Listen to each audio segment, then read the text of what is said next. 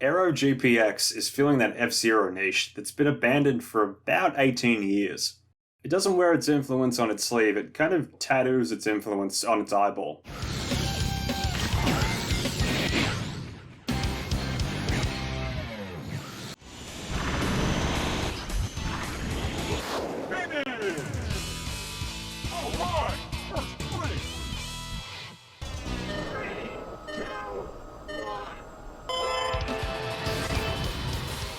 There are a few differences, some welcome, others a bit odd, but I think it manages to carve out its own identity.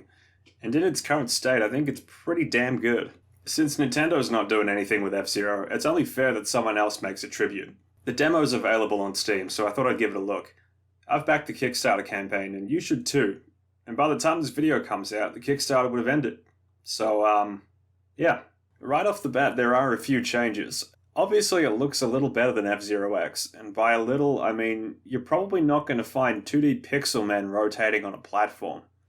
The game looks incredibly polished, especially for a demo.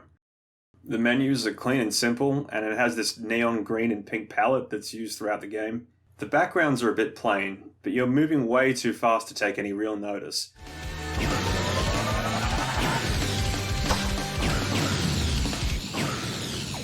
The game controls a bit more like F-Zero GX than it does F-Zero X.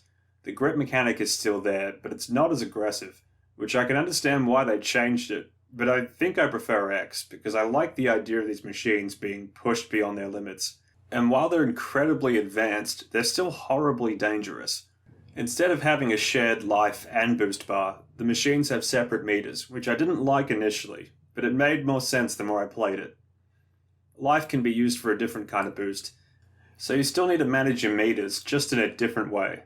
The dash attack is still in the game, but now it's a single button instead of a double tap, with the default controls dashing left and right as the same button, which means you can only attack in the direction that you're moving.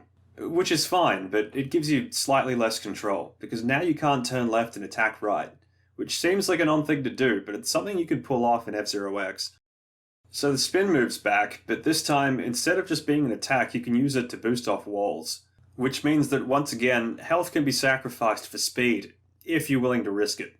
The soundtrack is a little more synth-heavy, but still has metal undertones.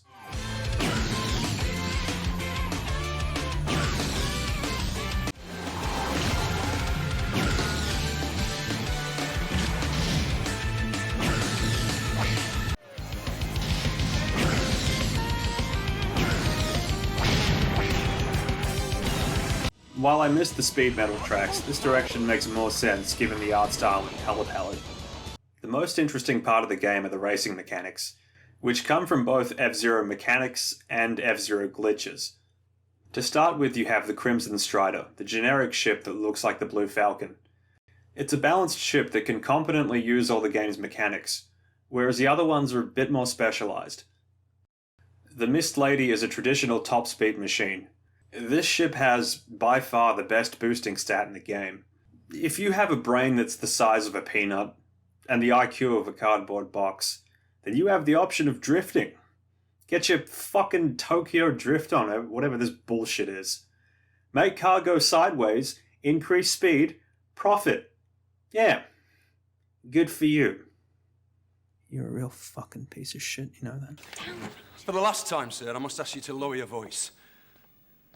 It's no coincidence that the ship looks similar to the Blood Falcon from F-Zero X, because the ship is known for the drifting glitch that pretty much breaks the game if you know how to do it.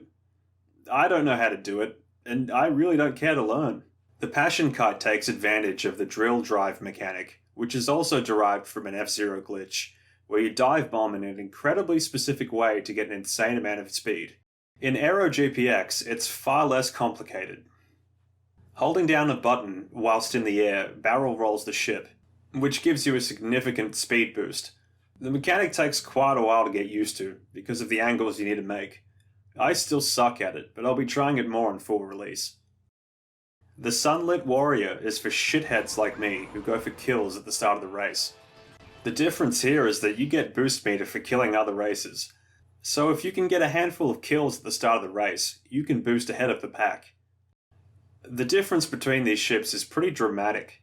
You're probably not going to get many kills using the Mist Lady, and your drifting won't be as effective when you're using the Passion Kite. But this gives the ships their own identity. According to the Kickstarter page, there are going to be 30 ships, so I'm guessing you're going to be able to pick and choose what you want to specialize in.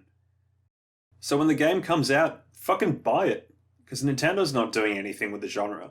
Also, the creator of the game, Aaron Mack, said that GoldenEye is better than Perfect Dark.